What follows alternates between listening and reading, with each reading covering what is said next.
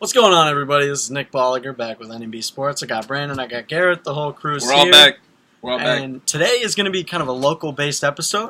We're gonna talk about our local high school team, and Brandon, could you get us into that a little bit? I sure can. The girls this year, halfway through the season, boys we're looking at they're 7-1. We're gonna predict their final records along with the boys team. So we're gonna start with the girls. The girls are looking very strong right now at a 7-1 record, standing third. So we're gonna start with you, Garrett. What do you think they're going to finish? I'm going 14-4. I mean, I see you guys went with a different, but I'm giving them an extra loss. I'm giving them an extra loss just because, give them that extra cushion. Right, exactly. Yeah, just so you don't let my boy Garrett down. You don't want to let him down. Right. All right, what about you, Nick? All right, so my original prediction, I saw they went 13-5 last year, same group back, so I was like, hey, other teams probably lost something, so I thought they were going to go 15-3 now. To back that up a little bit, they're 2-1 against top 7 teams, and they have 4 more games against top 7 teams. So, if you kind of break that down a little bit, they're probably going to fare pretty well. I'm thinking maybe 3-1 in those games, or maybe 2-2. So that would, benefit my argument with 15-3 a little bit. So I'm going to stick with my 15-3 prediction, and I think they're going to be like a top 3 team going into playoffs. So. Right, yeah, I'm going to stick with 15-3 as well. I predicted that they would stay 15-3 because, like you said, they do have kind of the same team. Teams are only really losing stuff around them, and against tougher teams, they're pretty darn good. When they play teams like Belfast, they just blow them out. So I mean, like these girls, when they play well together, they're going to win the game. So I feel like 15-3 is a safe bargain for them. They lose 2 more games, and that's fine though. That's fine. They're going to finish in the top 3. Yeah, and I'm thinking they'll definitely make past the first round. Oh yeah, for sure. Oh, they have to. They have to. We're going to kick their butt. All right, so moving on to the boys. Boys right now are in 8th place at 5-3. Again, Josh Smestead did miss a couple games due to ankle injuries. But Garrett, what do you think you guys are going to finish? I'm going 13-5. I'm 5-3 right now, like you said. And I mean, we've been playing good lately. I mean, we lost to Belfast a couple nights ago, but that was a close game, and they were just shooting lights out. But I'm going 13-5. Right. Okay, Nick. So I'm looking at the schedule, and at 5-3 right now, I looked at the schedule and I said, hey, there's really only one game where I could absolutely see why they would drop it. At Hamden, a big team. I think they're number 2 in the conference right now. So, I looked at that and I said, hey, that's 9 games that I think they could easily win. Now, that would end them off at 14-4, which is incredible. Like that would be fantastic. But I'm going to give them a little leeway because they do play Hamden again. They've got a tough game with Messalonski. They've got Skowhegan tonight. So I'm going to go with 13-5 as where I think they're going to finish. And they'll be definitely a top 6 seed in going into playoffs. Right, absolutely. I'm gonna go with 12-6. It's like you said, these games coming down the stretch are pretty tough. They it's the only problem I have is that when it comes down to the stretch, it's like they lack that momentum going into that, and that's as long as they stay hot coming out of the locker rooms at half. I feel like they could really run the table. It's just they have to come out hot and they have to stay hot throughout the game. But I'm gonna predict 12-6 as their final record. I gotta give a shout out to Brett Allen real quick. 2nd in the conference, 11 rebounds a game. Brad, double-double. Brad, if you're listening, we love you. I'd also like to throw out a little bit about Brad. He's an undersized, like any other team, he'd be playing small forward. This kid is playing center on a guard-heavy team, and he's 2nd in the conference in rebounds. He shouldn't be doing that. Not at all. He's incredible. But he is. We love you, Brad. We love you, Brad. All right, so we're going to move away from the local stuff. We're going to get back to the NBA stuff where we feel comfortable. We're going to start talking about all-star starters. Guys, you're going to tell me 7 players that you think are going to be in the all-star game. Garrett, we're going to start with you, bud. I'm going Kyrie. Okay. Jimmy Butler. Yep. Giannis. Okay. LeBron. Yep. And Whiteside. And then the 6 and 7 is Isaiah Thomas and Kevin Love. All right. Because Caleb's putting up 22 and 11. Here we go. I'm going to go stick with the Eastern Conference. And I'm going to say we got Kyrie at the 1 just because he's so shifty and how, he's like a poet. He really is with the way he moves. That's an accurate description. I really like that. Yeah, and then Jimmy Butler We got him just because he's a scorer. He can rebound. He can dish the ball. It's just what Jimmy does. Clutch. He's been hitting shots. This past week, averaged 48 points a game. So he's all right. And then he's fine. And then Giannis just because he does everything. LeBron just because he's a tank, best player in the league, not named Russell Westbrook. Yeah. And then I'm gonna have Joel Embiid at my starting center. You gotta trust the process. They're gonna get you there. And then on my bench players, got IT and Whiteside. All right. You guys ready for my Eastern Conference? Yes. I'm not sure because you're pretty crazy. All right. I'm pretty wild, as you guys know. Yep. So, started out, I got Kyrie Irving. All right.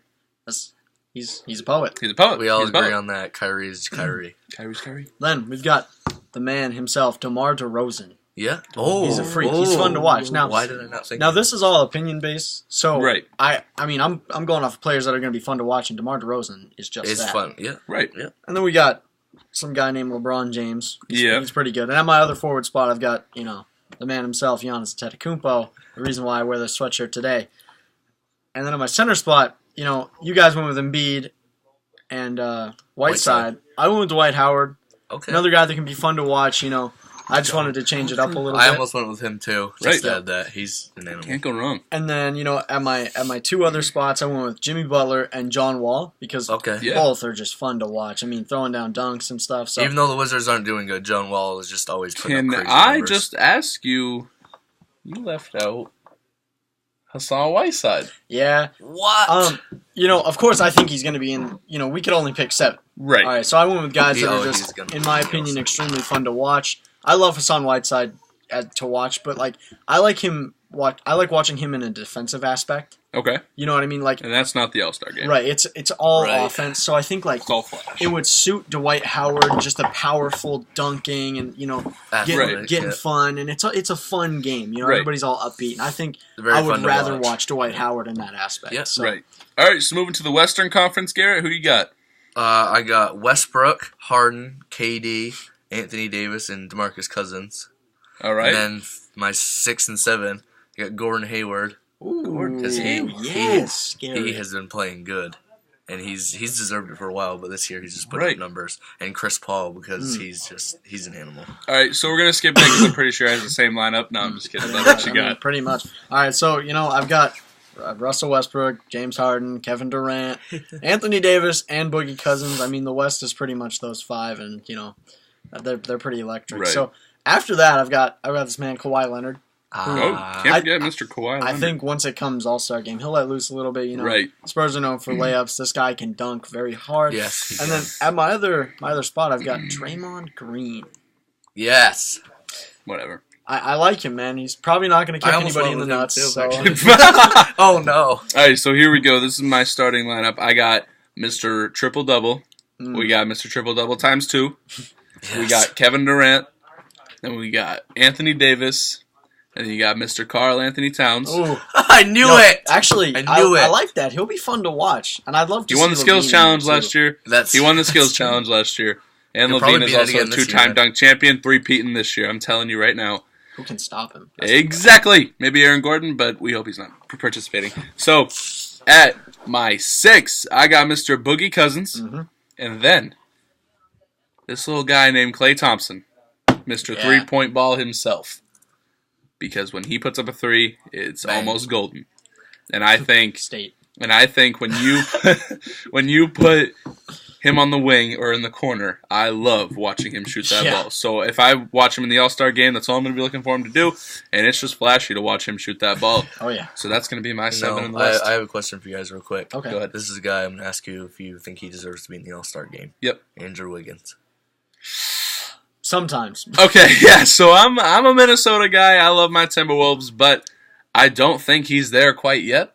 What I need to see is consistency, and I'm not seeing that with Mr. Andrew Wiggins. To play along with that, if neither Wiggins nor Jabari Parker make the All-Star game this year, who do you think the first one to make the All-Star game would be? Jabari Parker? Yeah. I think he's more consistent for sure. I'm going to say Andrew Wiggins, just a little bit biased, but I feel like Andrew Wiggins has more shooting talent, and I feel like in the league, when you look at it, they're not looking at rebounders or assist numbers. Well, he can dunk pretty hard, too. Yeah, but kids growing up, kids now, you look at him like back when we were growing up or back like a generation behind us, they were looking at, oh, if I'm big and tall, I can be in the NBA. Like now you can be 5'11", and as long as you got a jumper. Yeah, Isaiah Thomas, Steph Curry, he's 6'2", but like still he's small. Yep. Steph goes in the paint. He's a small guy. Like if you can develop a jumper, that's what kids look for, and that's why I like Mr. Andrew Wiggins. To play off of this a little bit. All right.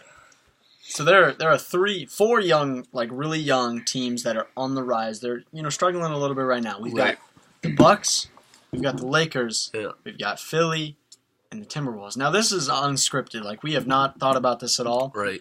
Who do you guys think out of those 4 teams would be the most successful with the rosters they have currently?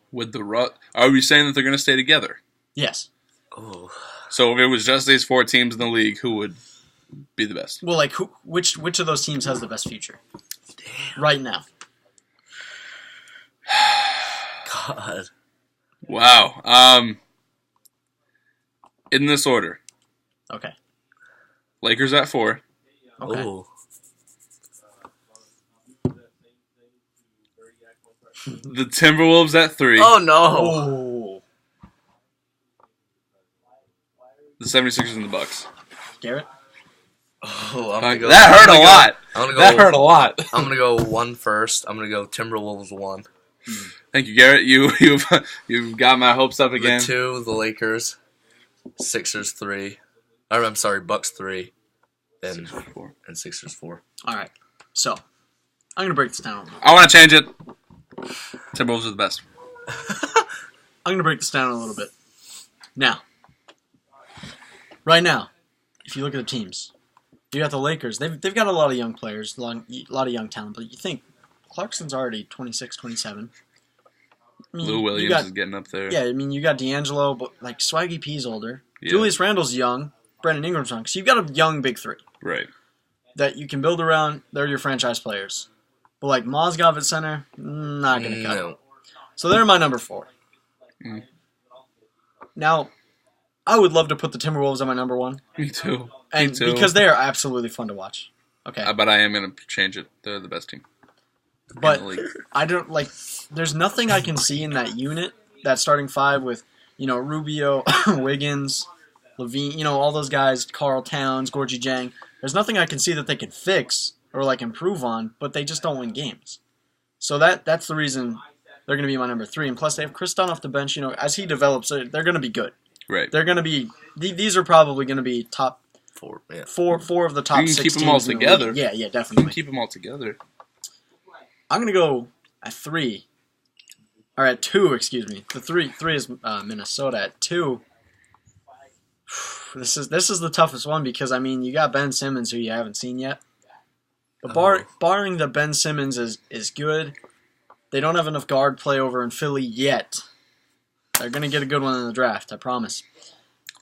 They're going to be my number 2. Oh, my goodness. If they get one. And my number 1 for the future. Milwaukee Bucks. He's biased. You got Giannis. You got Jabari Parker. Malcolm Brogdon. Average. Dellavedova's only 26. Average. Thon Maker's going to develop. I knew. You give him time. I mean, Giannis. They found Giannis, and they developed this kid.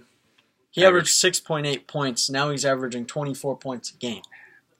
He's been in the league 4 years. You got Henson. I mean, he's a shot blocker. 26. Chris Middleton when he comes back. Yeah, Chris Middleton's and they have Greg Monroe. So, like, these are all young players. This Malcolm Brogdon guy is actually developing way quicker than I thought put he up would. a triple-double. Holy crap, this guy's good. Anyway, the Bucks, I think, are going to be the most successful team in the future, followed by Philadelphia. Timberwolves.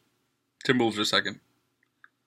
There's no defense. I guess we'll have to wait and see. Lakers, Sixers, Timberwolves, Bucks. That's how it's going. He's a defensive guy. That's why he said it. He's stupid. Don't listen Defense to him. wins championships. Whatever. Facts. So, Cleveland. thank you guys for watching. LeBron wins championships.